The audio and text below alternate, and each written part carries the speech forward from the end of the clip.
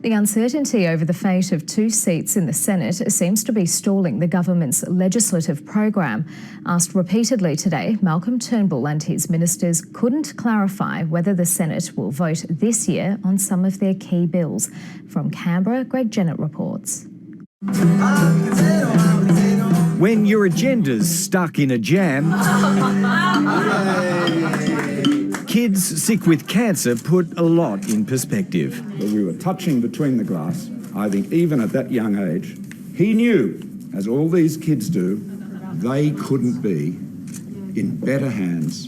In a bittersweet visit, Malcolm Turnbull was able to make good on one election pledge. He's struggling with another. It's important that we commit to a vote that we can win in the Senate.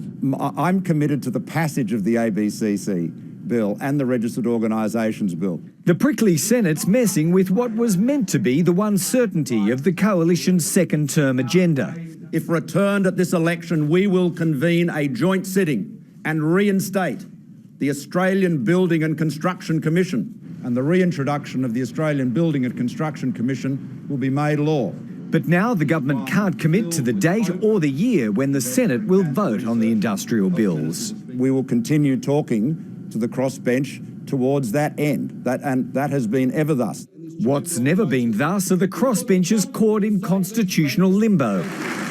Rod Culleton toyed with but dropped a plan to sit out important votes, and Bob Day's seat's gone altogether. Obviously, the events of these last days have made it more difficult for the government, but I think it's up to the government to come out and tell people what its plans are. Time and senators are in shortening supply with just 3 sitting weeks left this year. The government's leaving all options wide open on the industrial bills that defined its election campaign. It hasn't yet got the numbers, it doesn't know when it might, and it will not risk defeat. You assert the Senate is in chaos. There is no chaos. The Senate will continue. But there is a state of conflict in the Crown.